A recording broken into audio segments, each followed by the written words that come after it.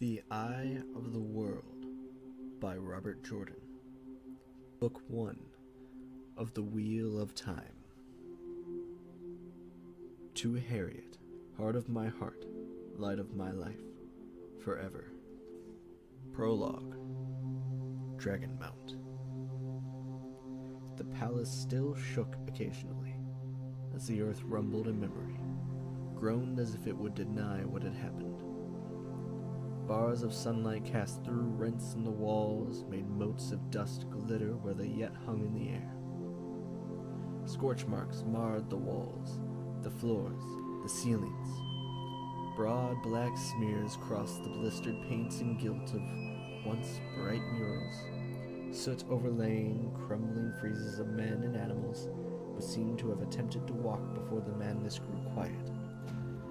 The dead lay everywhere, men and women and children, struck down in attempted flight by the lightnings that had flashed down every corridor, or seized by the fires that had stalked them, or sunken into stone of the palace, the stones that had flowed and sought, almost alive, before stillness came again. In odd counterpoint, colorful tapestries and paintings, masterworks all, hung undisturbed except where bulging walls had pushed them awry. Finely carved furnishings, inlaid with ivory and gold, stood untouched except where rippling floors had toppled them. The mind twisting had struck at the core, ignoring peripheral things. Luz Theron Telemon wandered the palace, deftly keeping his balance when the earth heaved. Ileana, my love, where are you? The edge of his pale gray cloak trailed through blood as he stepped across the body of a woman, her golden-haired beauty marred by the horror of her last moments. Her still-open eyes frozen in disbelief.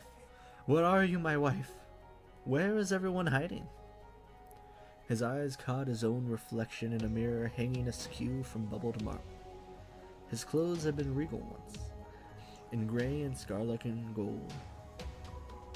Now the finely woven cloth, brought by merchants from across the world sea, was torn and dirty, thick with the same dust that covered his hair and skin. For a moment he fingered the symbol on his cloak, a circle half white and half black, the colors separated by a sinuous line. It meant something, that symbol. But the embroidered circle could not hold his attention long. He gazed at his own image with as much wonder. A tall man, just into his middle years, handsome once, but now with hair already more white than brown and a face lined by strain and worry. Dark eyes that had seen too much. Luz Theron began to chuckle, then threw back his head. His laughter echoed down the lifeless halls. Ileana, my love, come to me, my wife. You must see this.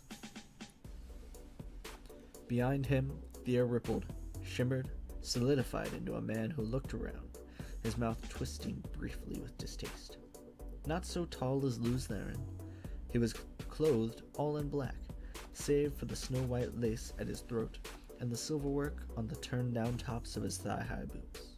He stepped carefully, handling his cloak fastidiously to avoid brushing the dead. The floor trembled with aftershocks, but his attention was fixed on the man staring into the mirror and laughing. Lord of the Morning, he said, I have come for you. The laughter cut off as if it had never been, and Luz Theron turned, seeming unsurprised. Ah, a guest! Have you the voice, stranger? It will soon be time for the singing, and here all are welcome to take part. Ileana, my love, we have a guest. Ileana, where are you? The black-clad man's eyes widened, darted to the body of the golden-haired woman, then back to Luz Theron. Shaitan take you! Does the taint already have you so far in its grip? That name, Luz Theron shuddered and raised a hand as though to ward off something. You mustn't say that name. It is dangerous. So you remember that much, at least. Dangerous for you, fool, not for me. What else do you remember? Remember, you light-blinded idiot. I will not let it end with you swaddled in unawareness. Remember! For a moment, Luz Theron stared at his raised hand, fascinated by the patterns of crime. Then he wiped his hand on his even dirtier coat and turned his attention back to the other man. Who are you? What do you want? The black-clad man drew himself up arrogantly. Once I was called Alan Morin Tedranai, but now, betrayer of hope. It was a whisper from Lutheran. Memory stirred, but he turned his head, shying away from it. So, you do remember some things. Yes, betrayer of hope. So have men named me, just as they named you Dragon. But unlike you, I embrace the name. They gave me the name to revile me, but I will yet make them kneel and worship it. What will you do with your name? After this day, men will call you Kinslayer. What will you do with that? Lutheran frowned down the ruined home. Ilyena should be here to offer a guest welcome, he murmured absently, then raised his voice. Ilyena, where are you? The floor shook. The golden-haired woman's body shifted as if in answer to his call. His eyes did not see her. Eladmorin grimaced. Look at you, he said scornfully. Once you stood first among the servants. Once you wore the ring of Tamerlane and sat in the high seat. Once you summoned the 9 rods of dominion. Now look at you, a pitiful, shattered wretch. But it is not enough. You humbled me in the hall of servants. You defeated me at the gates of Paradisen. But I am the greater now. I will not let you die without knowing that. When you die, your last thought will be the full knowledge of your defeat, of how complete and utter it is, if I let you die at all. I cannot imagine what is keeping Ilyena. She will give me the rough side of her tongue if she thinks I have been hiding a guest from her. I hope you enjoy conversation, for she surely does. Be forewarned, Ilyena will ask you so many questions you may end up telling her everything you know. Tossing back his cloak, Eladmorin flexed his hands. A pity for you, he mused, that one of your sisters is not here. I was never very skilled at healing, and I follow a different power now. But even one of them could only give you a few lucid minutes, if you did not destroy her first. What I can do will serve as well, for my purposes. His sudden smile was cruel, but I fear Shaitan's healing is different from the sort you know. Be healed, Lutheran. He extended his hands, the light dimmed as if a shadow had been laid across the sun. Pain blazed in Lutheran, and he screamed, a scream that came from his depths, a scream he could not stop.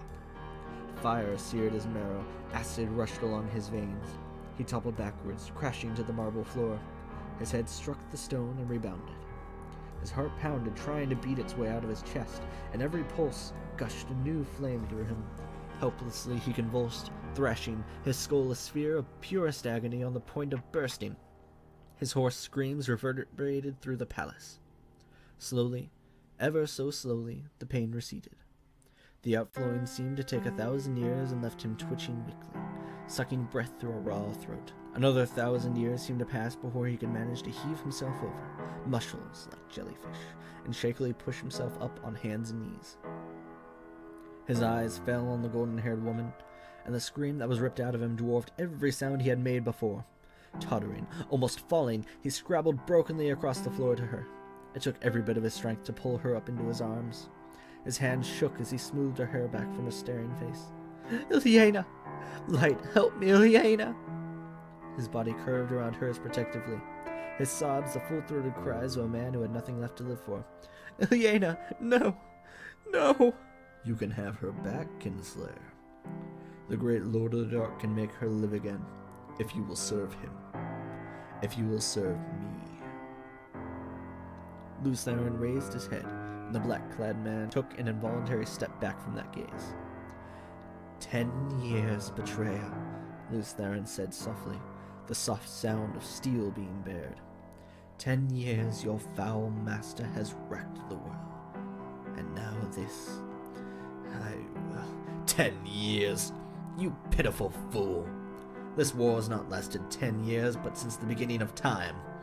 You and I have fought 1,000 battles with the turning of the wheel, 1,000 times 1,000, and we will fight until time dies and the shadow is triumphant. He finished in a shout, with a raised fist, and it was Lutheran's turn to pull back, breath catching at the glow in the betrayer's eyes. Carefully, Lutheran laid Ilyena down. fingers gently brushing her hair. Tears blurred his vision as he stood, but his voice was iced iron. For what else you have done, there can be no forgiveness, betrayer. But for Ilyena's death, I will destroy you beyond anything your master can repair. Prepare to remember, you fool. Remember your futile attack on the great Lord of the Dark. Remember his counterstroke. Remember, even now the 100 companions are tearing the world apart, and every day 100 men more join them. What hand slew Ilyena's son-heir, Kinslayer? Not mine. Not mine. What hand struck down every life that bore a drop of your blood? Everyone who loved you, everyone you loved. Not mine, Kinslayer. Not mine. Remember, and know the price of opposing Shaitan.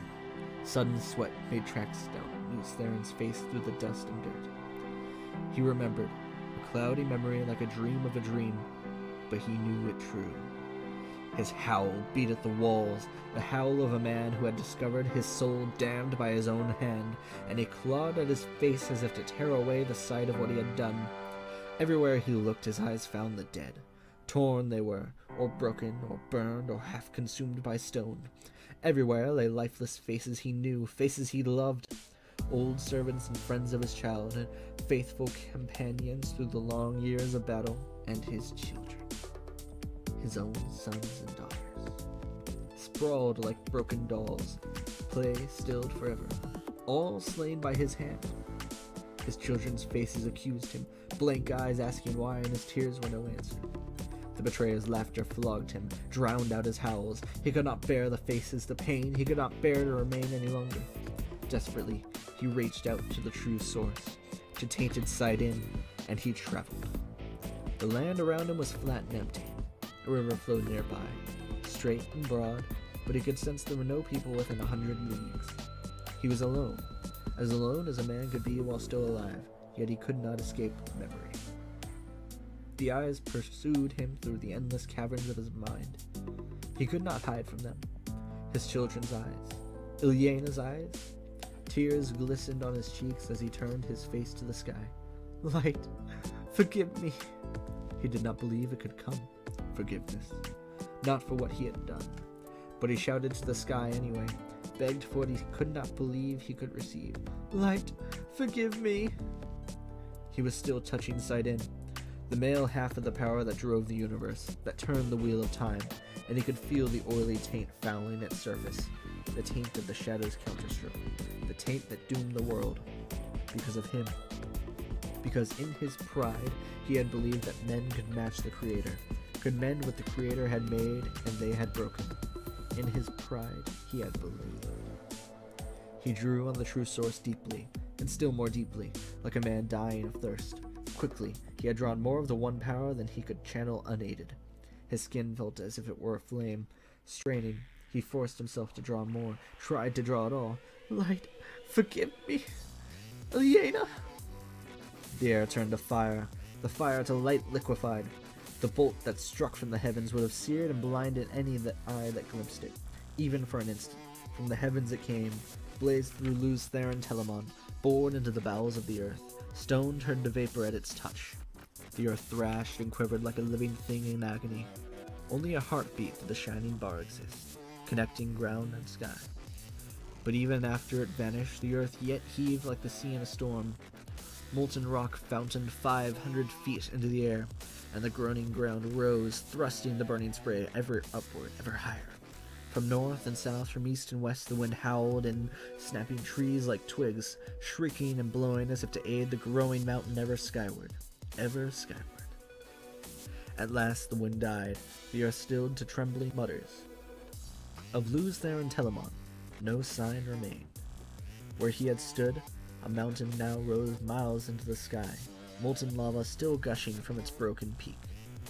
The broad, straight river had been pushed into a curve away from the mountain, and there it split to form a long island in its midst. The shadow of the mountain almost reached the island, and lay dark across the land like the ominous hand of prophecy. For a time, the dull, protesting rumbles of the earth were the only sound. On the island, the air shimmered and coalesced. The black-clad man stood staring at the fiery mountain rising out of the plain. His face, twisted in rage and contempt. You cannot escape so easily, dragon. It is not done between us. It will not be done until the end of time.